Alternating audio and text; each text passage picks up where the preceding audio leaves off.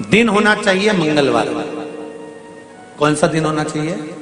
जम के बोलो जरा, मंगलवार का। विवाह शादी में देरी हो रही हो, या कोई नया कार्य चालू कर रहे हो उसमें देरी हो रही हो, या कोई सर्विस के लिए नौकरी के लिए जा रहे हो और वो कार्य नहीं हो रहा हो, तो एक धतूरा, केवल एक धतूरा, उस धतूरे को फोड़कर उसके अंदर का फल निकालकर उस फल को शिवलिंग पर चढ़ाकर एक लोटा जल शंकर भगवान को समर्पित कर आइए।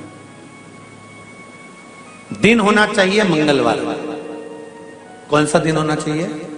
जम के बोलो जरा, मंगलवार का समर्पित करो। उसके बाद में आप विवाह के लिए अगर समर्पित करे हैं तो विवाह में देरी नहीं होगी। व्यवसाय और व्यापार के लिए या नौकरी के लिए समर्पित करे हैं तो उसमें देरी नहीं।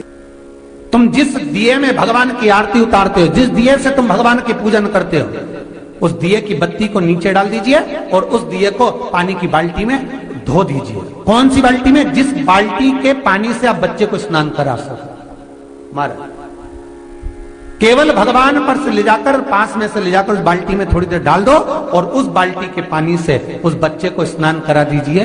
15 से 20 मिनट, आधा घंटा लगेगा, बच्चे का बुखार पूरा उतर जाएगा।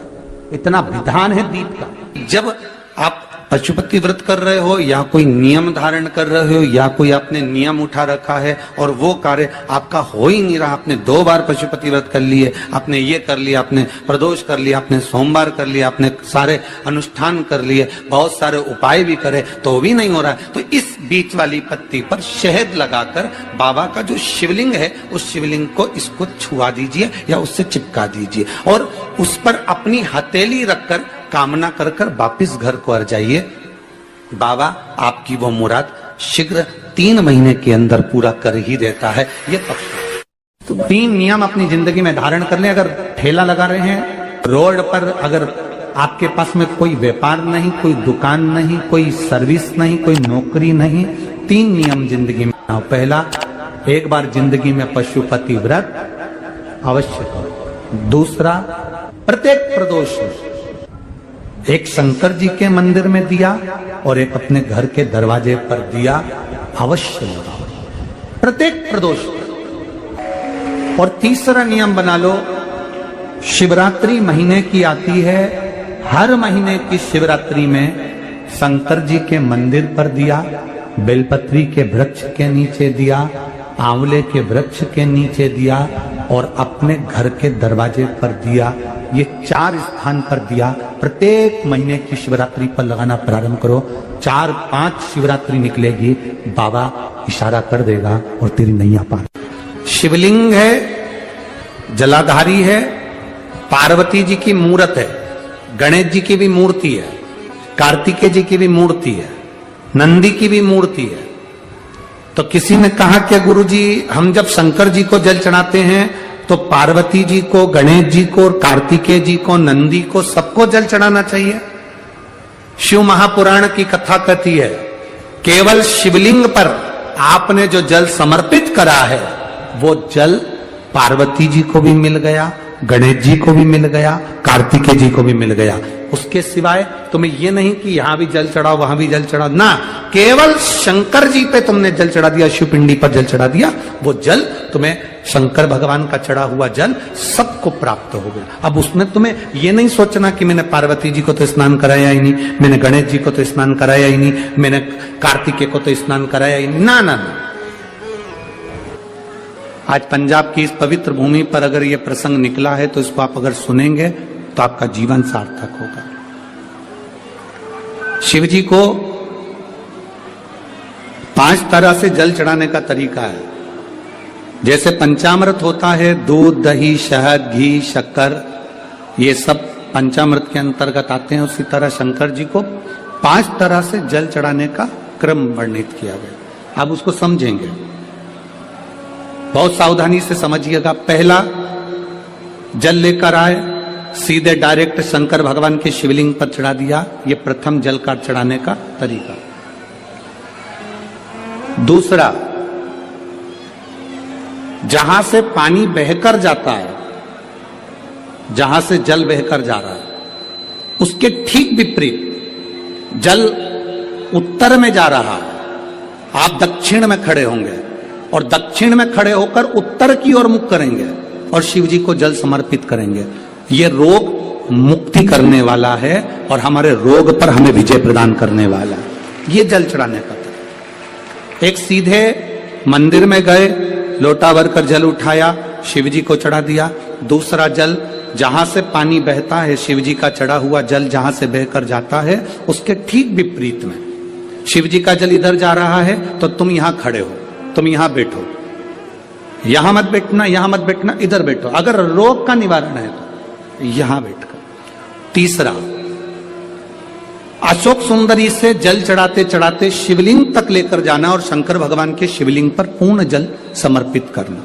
यह तीसरा तरीका, यह कार्य की सिद्धता के लिए। हम जब किसी से आस ना लगाकर परमात्मा से विनती करते हैं तो वो विनती करने का तरीका तीसरा। चौथा, शिव जी पे चढ़ा हुआ जल 5 जगह पर समर्पित करना। गणेश जी, कार्तिकेय, अशोक सुंदरी, शिवलिंग और जलाधारी, ये चौथा क्रम है। और 5वां जल समर्पित करना।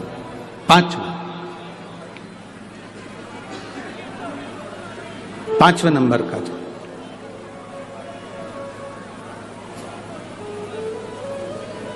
शिव जी को 5 नंबर का जो जल आता है, जो जलाधारी है, ऊपर जिसमें पानी भरा रहता है और नीचे एक एक बूंद टपकता रहता है, जलाधारी में जल समर्पित कर कर उसी जल को बचाकर अशोक सुंदरी वाली जगह पर थोड़ा सा चढ़ाकर उसी में से जल शिवलिंग पर जब हम समर्पित करते हैं तो हम जिस कार्य के लिए जा रहे हैं वो कार्य सफल हो। धतूरे का जो पुष्प है उसको 2 जगह पर समर्पित किया जाता है। अशोक सुंदरी के स्थान पर जो खिला हुआ भाग है उसको इस तरह से रखते हैं कि शिवलिंग की ओर उसका खिला भाग जाए और डंडी का भाग इधर गणेश जी, कार्तिकेय जी और 33 कोटि जो देवी देवता हैं उस ओर उसका भाग जाए। एक दूसरा, शिवलिंग पर जब हम धतूरे का पुष्प समर्पित करते हैं तो उस फूल का खिला हुआ जो भाग होता है उसका मुख हमारी ओर होना चाहिए। बहुत अंतर है महाराज। कनेर का पुष्प इससे विपरीत में चलता है।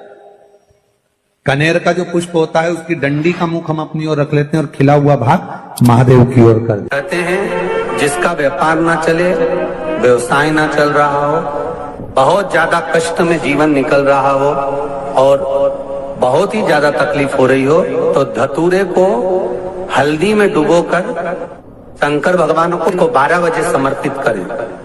उस धतूरे को वापस उठा लाएं 5-10 मिनट के बाद, श्री शिवाय नमस्तुभ्यम बोलकर लाल कपड़े में उसको बांधकर व्यापार वाली जगह में कहीं पर भी उसको बांध दिया जाए। व्यापार पीछे नहीं हटता, व्यापार अग्रण्य भाव में बढ़ता चले जाता है। महाराज, हल्दी में डुबोना पड़ता है। जलाधारी, अशोक सुंदरी वाला स्थान, ये जो जलाधारी है, बेटियों के स्थान से जलाधारी तक जो कनेर के माला बनाकर स्पर्श कर कर लगा देता है, शिवरात्रि के दिन प्रदोष काल के समय पर उस पति पत्नी में कितना भी झगड़ा हो रहा हो, आपस में प्रेम बनना प्रारंभ हो जाता है। अदालत का केस धीरे धीरे समाप्त हो। ये भी अलग अलग होते हैं। पहला दिया होता है पणाती दिया। मैं चैनल वालों से कहूंगा, अगर आपके पास में क्योंकि हमने पहले भी कथा में कहा कि जिस जिस जगह का स्मरण कराएं उस जगह का फोटो भी आप दिखाएंगे तो उसका आनंद कथा सुनने वालों को, ऑनलाइन वालों को मिलेगा। पहला होता है पणती दिया। ये पणती दिया मट्टी का दीप, जिस दीप के अग्रभाग को थोड़ा सा बड़ा कर दिया जाता है, उसको पणती दिया कहते हैं। ये पणती दिया जब भी भगवान के सामने लगाया जाता है तो इस दिए को सम्मुख में जब रखा जाता है तो दिए का जो लौकी मुख होता है वो अपनी ओर होना चाहिए। पणती दिए की जो लो है, बाती है, उसका मुख अपनी ओर होना चाहिए। विष्णु पुराण कहती है अगर इस दिए की बाती भगवान की ओर रहती है तो हमें तपन की अनुभूति होती है, पर इस दिए की बाती जब हमारी ओर होती है तो हमारे शरीर में कोई बड़ी बीमारी आने वाली होती है तो वो कट जाती है, हमारा पणती है। विष्णु पुराण में दूसरा दीप कहा गया है निरांजन दीप। विष्णु पुराण में दूसरे दीप का वर्णन निरंजन दीप। जिस निरंजन दीप में महाराज आपने देखा होगा डमरू जैसी आकृति होती है। अगर चैनल पे कथा देख रहे होगे तो इनके पास में अगर होगा तो अवश्य दिखाएंगे। निरंजन, इस निरंजन दीप में डमरू की आकृति होती है, रखने का भाग और ऊपर का भाग इस तरह से, और ऊपर उसमें दिए लगाए के लिए बाती का स्थान रहता है। किसी किसी में 5 कंगूरे होते हैं, किसी किसी में 6 कंगूरे होते हैं। इसको निरंजन दीप कहते हैं। महाराज विष्णु पुराण के 5वें अंश में लिखा गया निरंजन दीप भगवान के सम्मुख में राइट भाग में लगाया जाता है। भगवान का जो स्थान होता है, भगवान का जो मंदिर होता है, तो भगवान का राइट, आपका होगा लेफ्ट, क्योंकि आप भगवान के सामने बैठोगे तो भगवान का राइट, आपका लेफ्ट। तो आप जब लगाएंगे तो आप लेफ्ट में लगाएंगे, आपका लेफ्ट होगा और भगवान का वो भाग राइट कहलाएगा। तो भगवान के सीधे हाथ की ओर लगता है। माना निरंजन, निरंजन दीप कभी भी तेल का नहीं लगता। माना निरंजन दीप कभी भी तेल का नहीं लगेगा। हाँ, यह हो सकता है कि बटी निरंजन जो दीप होता है उसमें तेल डाल सकते हैं। बटी निरंजन दीप जो होता है उसमें कंगूरे नहीं होते। बटी निरंजन दीप केवल गोल होगा, ऊपर से डमरू जैसी आकृति होगी, डमरू जैसा होता है, ऊपर से उसमें कहीं कंगूरे नहीं होते। महाराज अगर आप चैनल पे देख रहे होंगे तो बटी निरंजन दीप का भी वर्णन आपको दिखाया जा रहा होगा। बटी निरंजन जो दीप होता है वो केवल डमरू की आकृति में होता है, उसमें कोई कंगूरे नहीं होते। पर निरंजन जो दीप होता है उसमें कंगूरे होते हैं। तो जो निरंजन दीप होता है उसमें कभी तेल नहीं डाला जाता। निरंजन दीप को हमेशा घृत से ही लगाया जाता है। पर बटी निरंजन जो दीप होता है उसमें आप तेल डाल सकते हैं। बटी निरंजन दीप जो लगाएंगे वो तेल का लगा सकते हैं, पर निरंजन में कभी तेल नहीं डाला जाता। क्यों नहीं डालते?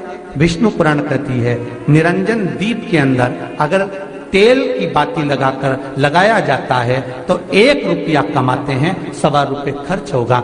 घर में 10 लोग भी कमा कर लाएंगे तो पैसा नहीं दिखेगा, घर में रुपया टिकता नहीं है। अर्थात निरंजन दीप में आप तेल की बाती लगा रहे हो, ये सिद्ध हो चुका है। और महाराज बटी निरंजन जो दीप होता है उसके अंदर आप तेल डालकर जला सकते हो। बटी निरंजन जो दीप होता है ये आप किसी भी स्थान पर लगाओगे, सबसे पहले पितृ इससे भाग ग्रहण करते हैं, देवता को देते हैं, देवता उससे भाग ग्रहण कर कर कुबेर को प्रदान करते हैं, कुबेर उससे भाग लेकर शिव को प्रदान करता है। भगवान शंकर बटु भैरव को कहकर घर का उद्धार करते हैं, इसीलिए उसको कहते बटी निरंजन। इसमें कंगूरे नहीं होते। महाराज बटी एक कुबेर निरंजन भी होता है, दिए में स्टैंड होता है, पकड़ने की जगह होती है, आगे उसमें चोंच लगी रहती है, उसको कुबेर निरंजन दीप कहते हैं। कुबेर निरंजन दीप महाराज जब भी जलाया जाता है, इस तरह का दिया अगर किसी के घर में हो कुबेर निरंजन जिसमें स्टैंड होता है, ऊपर